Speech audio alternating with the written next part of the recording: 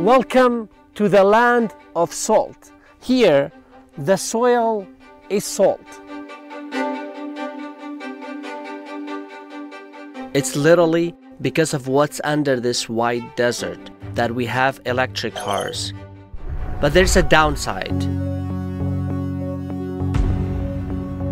This vast and bountiful region is now being destroyed, impacting centuries of sustainable living for people and animals.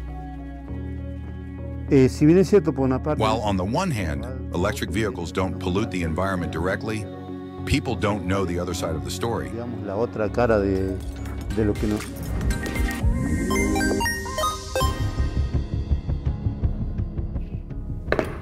That salar or salt flat is right here, thousands of miles away from the United States. I went there for this story, which is about the true cost of electric vehicles, EVs, the human, ecological, and environmental costs, paid in distant and most underdeveloped corners of the world. This is an issue which governments and EV enthusiasts often ignore or don't know much about.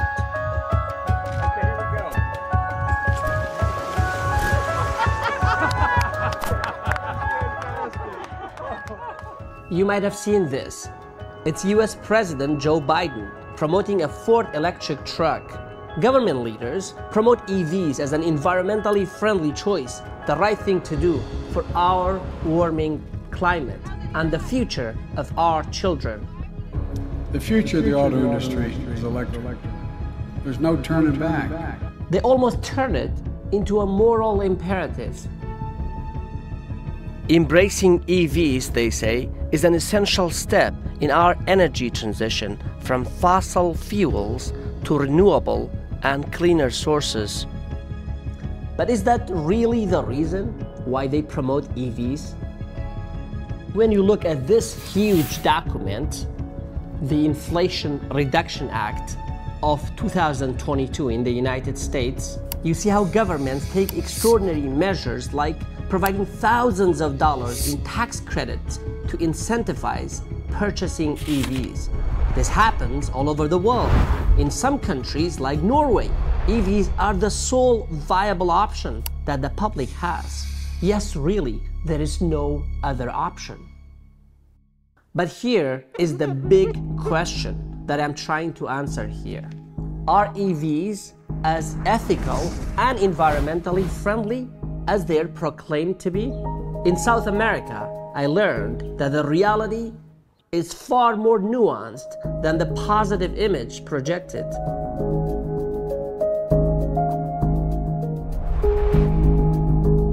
My reporting on this took me here to this border region between Argentina, Bolivia, and Chile, also known as the Lithium Triangle.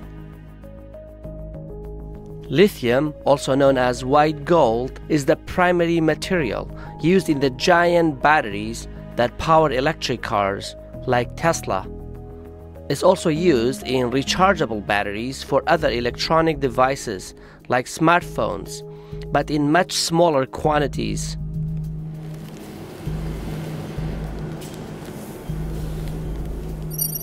This is how much lithium an average car battery needs. 8 kilograms. And this is how much lithium an average smartphone battery needs. Only 1 gram.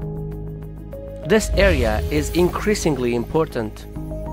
It's at the center of a global power struggle between China and the United States. Hello from Jujuy. I've come to this northern Argentinian province, which has an altitude of 3,400 meters.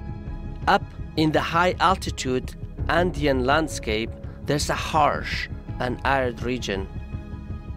The area is so bright that I need to be wearing really sunglasses to be able to see.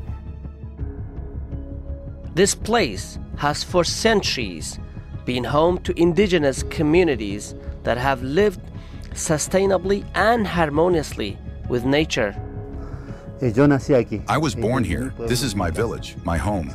I am authentic, preserving what my ancestors left us. So everything you see, we built with our hands. Everything you see. The church, our grandfather's cemetery. Our ancestors are here. Surrounded by multicolored, spectacular mountains, indigenous groups like Quechua, Aymara, and Lican Antay manage their resources through a deep understanding of the environment. In agriculture, they use sustainable methods like terracing and irrigation systems that conserve both water and soil. Local flora is like their panacea.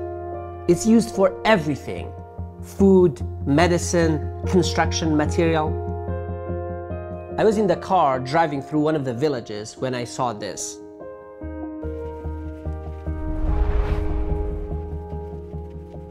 I had never seen these many llamas in my life before. The indigenous people here depend on livestock, which they manage through a sustainable practice called rotational grazing, allowing the land to recover.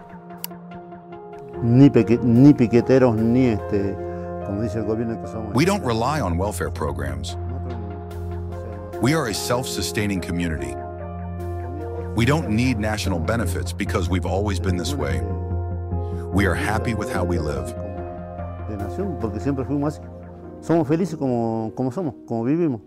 But this sustainable lifestyle and the very future of these indigenous communities are now in jeopardy due to lithium extraction.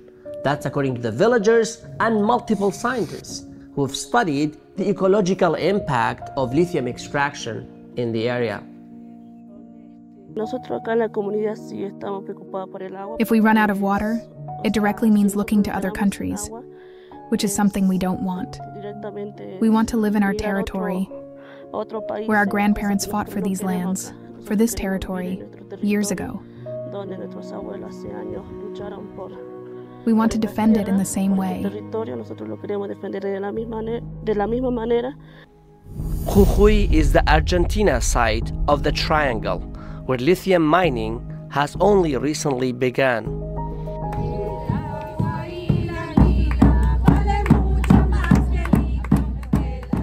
Downtown, some musicians come together.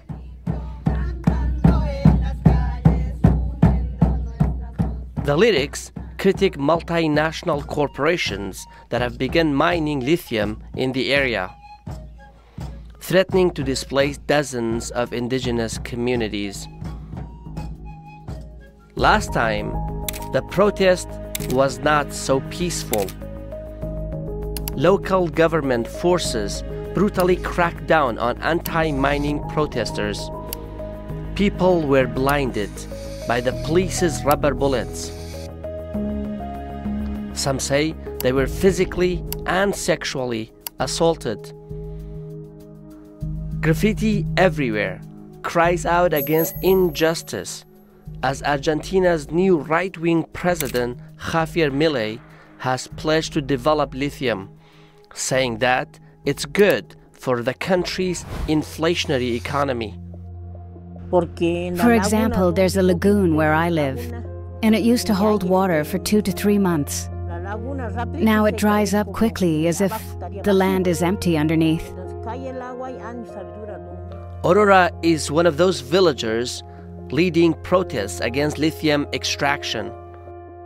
There are as many as 400 indigenous communities living in and around the Lithium Triangle.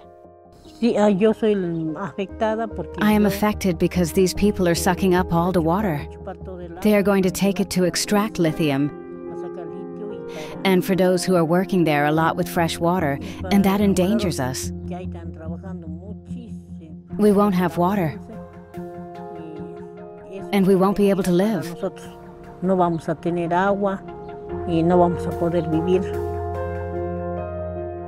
Aurora's fears are not irrational. According to this paper from the New York-based environmental advocacy organization, the Natural Resources Defense Council, More than 70% of one indigenous community in Chile has already abandoned the drought-stricken area for the cities.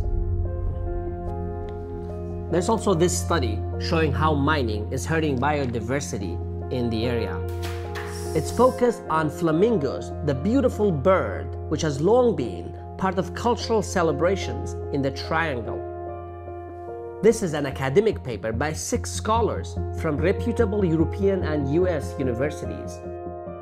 After analyzing data spanning over 30 years, they showed that due to disturbances and reduced water levels caused by lithium mining, flamingos are slowly going extinct in the area.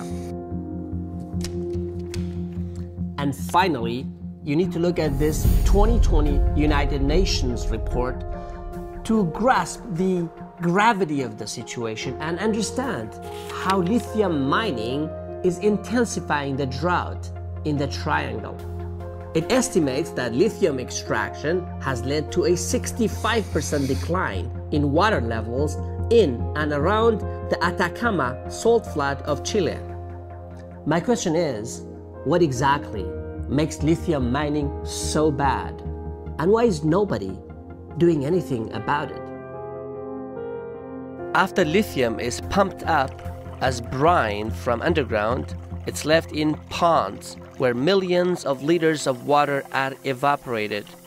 Then in a chemical process, the lithium is separated from other materials. To be precise, we need 2 million liters of water to produce 1 ton of lithium. That's almost enough water to fill an Olympic swimming pool. While that may not sound like a crazy amount, it is for this already arid region. Residents in this village tell me that water scarcity is already a big problem, and they dig up deep wells like this one to get enough water for themselves and their livestock. The residents tell me they're deeply worried that lithium extraction, the way it's done today, could suck up all the water, all the underground water that they have, and render their village unlivable. Some of these wells have been built by multinational and local mining corporations as part of their give back to the community efforts. In addition to infrastructure development, mining companies argue that they bring economic benefits like job creation to the region. A few years ago, Chile's largest lithium mining company, SQM, was ordered to pay $51.7 million to correct the damages it had caused, including the contamination of freshwater wells. But looking at this chart, you would know that things will get worse, a lot worse, for the indigenous communities. It shows how global demand for EVs has been skyrocketing. Already, the price of lithium has more than doubled over the past decade, from nearly $5,000 per ton in 2014 to more than $10,000 in 2024. This thick smoke shows another instance of environmental damage exacerbated by EV battery production. This is a coal-based power plant. More than half of China's energy comes from coal, one of the biggest sources of air pollution and climate change. China dominates the global EV battery market with more than 70% of the production, while only 6% are made in the United States.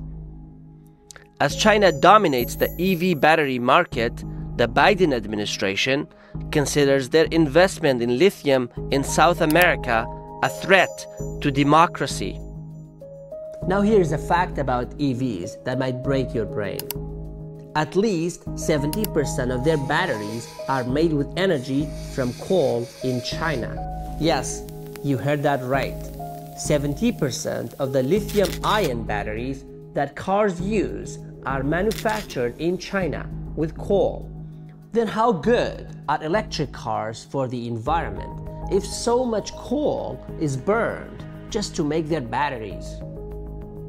And this picture can help us understand another concern about EVs. This shows a pile of discarded electronic devices in Manchester, England. Now replace those with 12 million tons of lithium-ion batteries, which are expected to retire in just 5 years, threatening to create a mountain of electronic waste.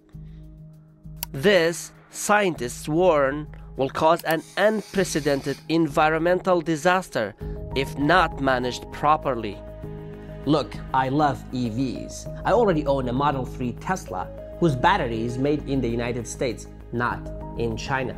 Their drive is amazing, but members of the indigenous communities I met in South America urged me and other EV owners to also think about them while we drive our cars and upgrade our smartphones and computers. Los autos de litio no es no van a comer. The lithium cars, this isn't about them, but about us needing water. What will we wash with? What will we drink? The birds, the ducks, everyone will have to drink. And they'll all suffer from water shortages. Put yourselves in our shoes. En lugar de nosotros.